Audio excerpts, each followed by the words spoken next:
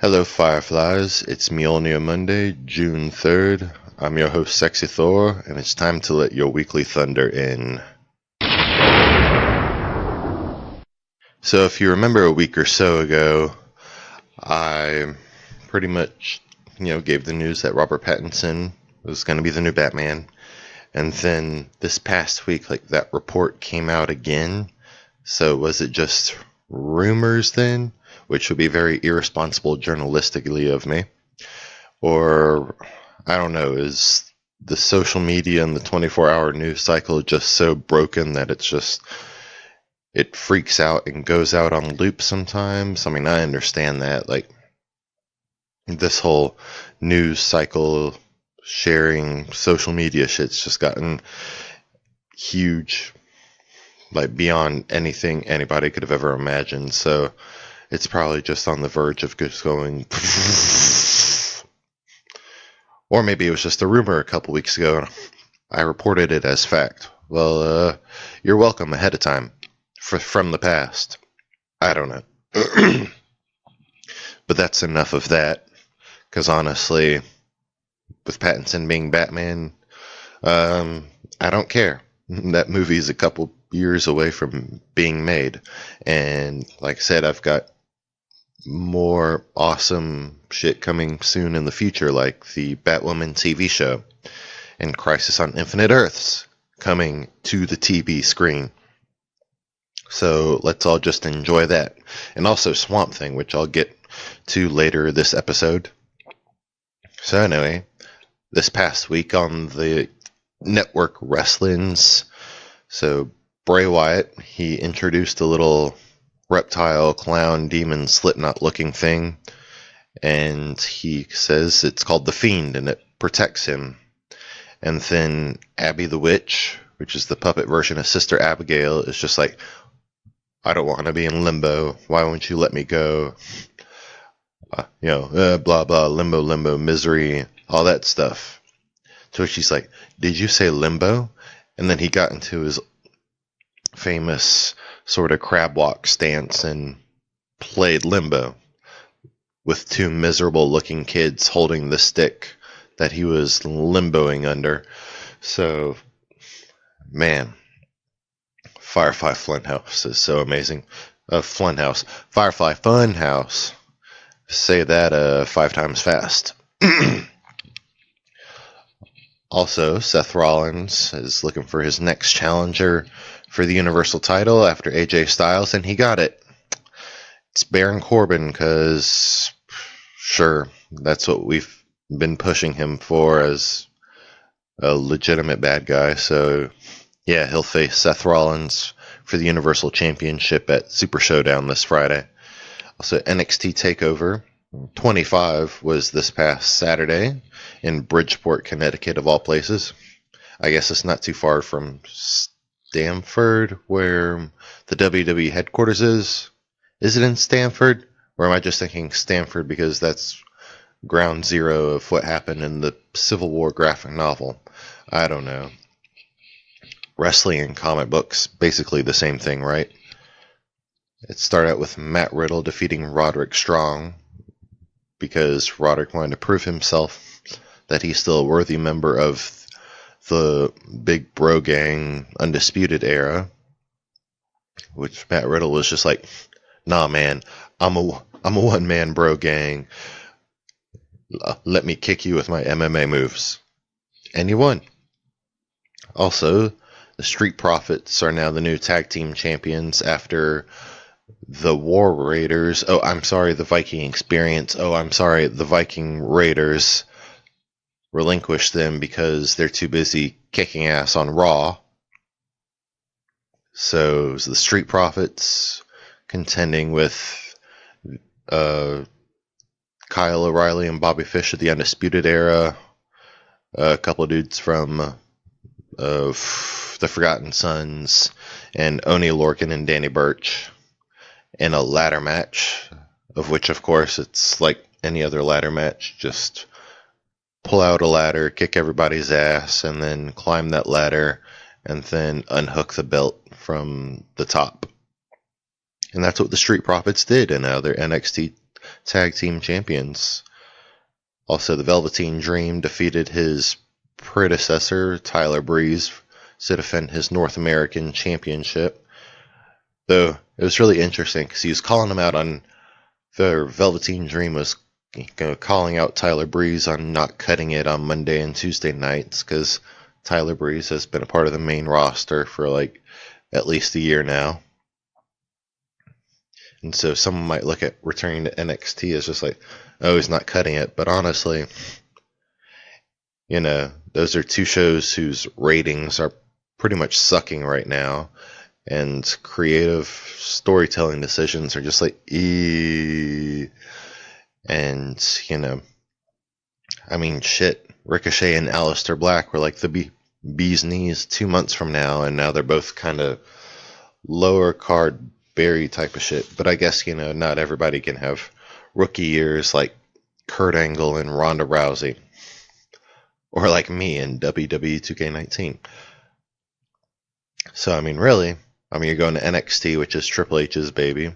It's much better storytelling in there, honestly. And also, it's on a streaming service, which, if you haven't looked around at 2019, streaming services kind of overtake network channels. So, honestly, going back to NXT wouldn't really be a demotion at all. Maybe a decrease in pay, I guess. I don't know. But, if you actually want to get in there and do your job like you wanted to, lower card on TV, But, I guess they all still work the live events. I don't know. Maybe they should come around Greenville and or Atlanta and or Charlotte so I can go to another live event, because the SmackDown one was pretty sweet. But anyway, going forward, Shayna Baszler defended her NXT Women's Championship against Io Shirai.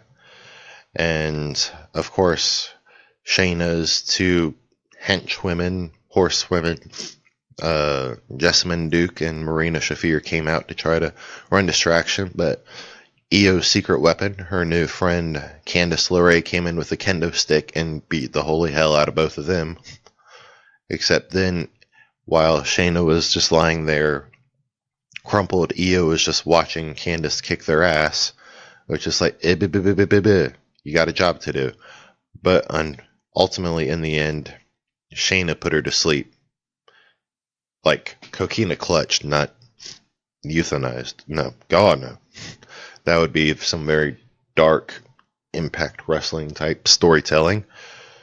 But once they left, it was pretty much no longer just a wrestling competition, but Shirai was just like, okay, I've got to really take these bullies down a notch.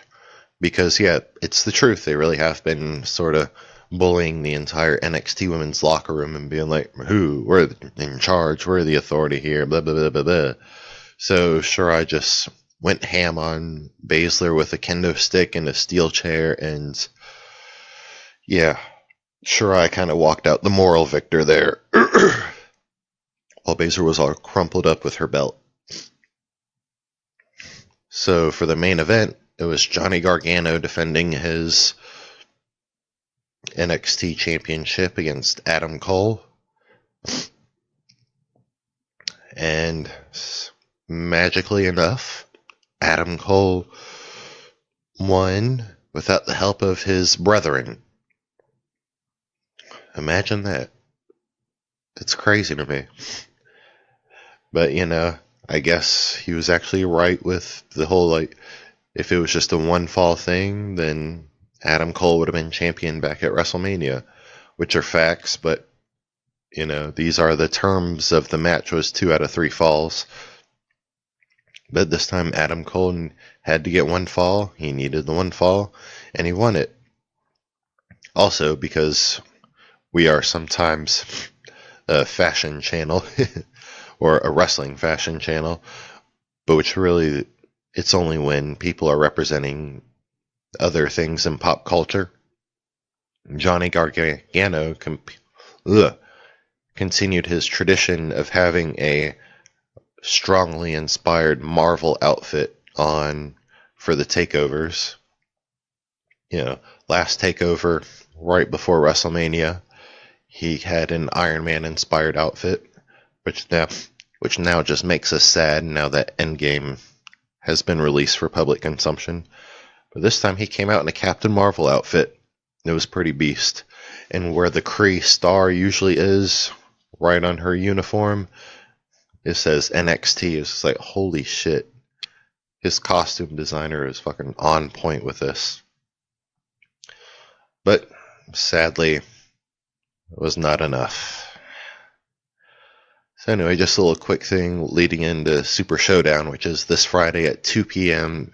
Eastern Standard Time. Undertaker is going to appear on Raw tonight to address his match with Goldberg, and Goldberg will be on SmackDown Tuesday night for the first time ever to address this match. So ratings should be pretty decent for this week, I would hope. I don't know. Also, finally, the Swamp Thing, the series premiere for that was last Friday on the DC Universe streaming app, and it was pretty great. The effects were great. All the vines and the swamp stuff infecting and killing and growing and all that jazz. It was pretty gnarly at some points too. Like, dude legit gets impaled on a boat by a vine, and when Abby Arcane and Alec Holland find him, it just looks grisly. But also the acting and writing were really good too. And so I'm looking forward to watching this movie every Friday over the summer. No, like literally pretty much the whole summer, because the season finale is set to be August 2nd, which is pretty much when preseason football starts. Hence, that's when summer's winding down. So Swamp Thing, the hit show of the summer, except it's swamp. It takes place in Louisiana, so having said that, it just makes me feel a little muggy. Ugh. But anyway, that's your Weekly Thunder for June 3rd. I'm Sexy Thor, and remember to drink, fight, and stay away from supernatural swamps.